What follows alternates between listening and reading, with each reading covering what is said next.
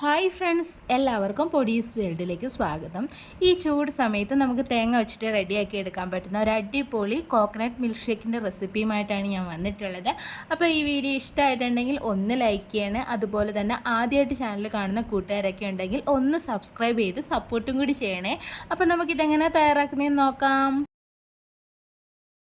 അതിനായിട്ട് ആദ്യം തന്നെ നമുക്കൊരു മിക്സിയുടെ ജാറിലേക്ക് 1 കപ്പ് അളവിൽ തേങ്ങ അങ്ങ് ചേർത്ത് കൊടുക്കാം. തേങ്ങ എടുക്കുമ്പോൾ എപ്പോഴും ശ്രദ്ധിക്കുക, അതിൻ്റെ ആ ഒരു വൈറ്റ് പോർഷൻ മാത്രം എടുക്കാൻ വേണ്ടിയിട്ട് ശ്രദ്ധിക്കുക. അല്ലാന്നുണ്ടെങ്കിൽ ആ ഒരു ബ്ലാക്ക് കളറൊക്കെ വന്നു കഴിഞ്ഞ് കഴിഞ്ഞാൽ നമ്മുടെ മിൽക്ക് ഷേക്കിന് കളർ വ്യത്യാസം വരും. പിന്നീട് ഇതിലേക്ക് ഞാനിവിടെ 2 ഏലക്ക കൂടി ചേർത്ത് കൊടുക്കുകയാണ്.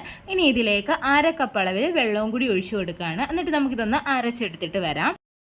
അപ്പോൾ അത് ഞാനൊന്ന് അരച്ചെടുത്തിട്ട് വന്നിട്ടുണ്ട്. ഇനി നമുക്കിതൊന്ന് അരിച്ചും കൂടി എടുക്കാം.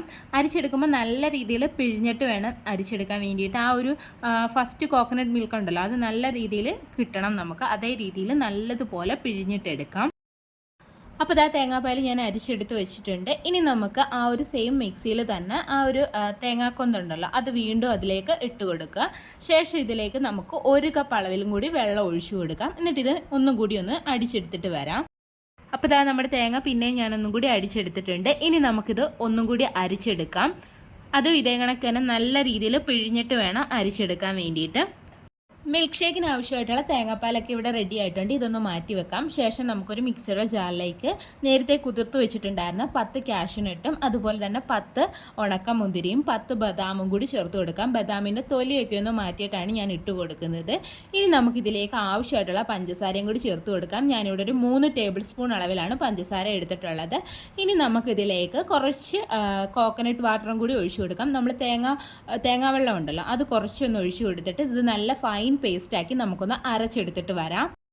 അപ്പോൾ നമ്മുടെ കാഷ്യൂവും ബദാമും എല്ലാം ഞാൻ നല്ല രീതിയിൽ അരച്ചെടുത്തിട്ട് വന്നിട്ടുണ്ട്. ഇനി നമുക്കൊരു മിക്സിയുടെ വലിയ ജാർ എടുക്കാം. അതിലേക്ക് നമ്മൾ റെഡിയാക്കി വെച്ചിട്ടുണ്ടായിരുന്ന ആ ഒരു തേങ്ങാപ്പാൽ അങ്ങ് ഒഴിച്ചു കൊടുക്കാം. പിന്നീട് നമ്മളിപ്പോൾ റെഡിയാക്കി വെച്ചിട്ടുണ്ടായിരുന്ന ആ കാഷ്യൂവിൻ്റെയും ബദാമിൻ്റെയും മിക്സും കൂടി ഇതിലേക്ക് നമുക്കങ്ങ് ഒഴിച്ചു കൊടുക്കാം. എന്നിട്ട് ഇത് ഒന്നും കൂടി ഒന്ന് നമുക്ക് ബ്ലെൻഡ് ചെയ്തിട്ട് എടുത്തിട്ട് വരാം. അപ്പോൾ ആദ്യം ഞാനൊന്ന് അടിച്ചെടുത്തിട്ട് വന്നിട്ടുണ്ട്. ഇനി നമുക്കിതൊരു ഗ്ലാസ്സിലേക്ക് അങ്ങ് സെർവ് ചെയ്യാം. അപ്പോൾ നിങ്ങൾക്ക് തണുപ്പൊക്കെ ഇഷ്ടമാണെന്നുണ്ടെങ്കിൽ തണുപ്പിച്ചിട്ട് എടുക്കുക കേട്ടോ. ഞാനിവിടെ തണുപ്പിക്കുന്നൊന്നുമില്ല, അല്ലാതെ തന്നെ കുടിക്കാൻ നല്ല ടേസ്റ്റാണ്. ഇതിൻ്റെ പുറത്തേക്ക് ഞാൻ കുറച്ച് ബദാം സ്ലൈസ് ചെയ്തതും കൂടി ഇട്ട് കൊടുക്കുകയാണ്. അപ്പോൾ ഇത്രയേ ഉള്ളൂ. വീഡിയോ ഇഷ്ടമായിട്ടുണ്ടെങ്കിൽ ഒന്ന് ലൈക്ക് ചെയ്യണം. ഈ ചൂട് സമയത്തൊക്കെ നമുക്ക് കുടിക്കാൻ പറ്റിയിട്ടുള്ള ഒരു അടിപൊളി ഡ്രിങ്കാണ്. നമുക്ക് വിശ്വസിച്ച് കുടിക്കാൻ പറ്റുന്ന ഒന്നാണ്. അപ്പോൾ എല്ലാവരും ട്രൈ ചെയ്ത് നോക്കണേ. വീഡിയോ ഇഷ്ടമായിട്ടുണ്ടെങ്കിൽ ലൈക്ക് ചെയ്യാൻ മറന്നു പോകല്ലേ. വീണ്ടും നല്ലൊരു വീഡിയോ ആയിട്ട് വരാം. Thanks for watching.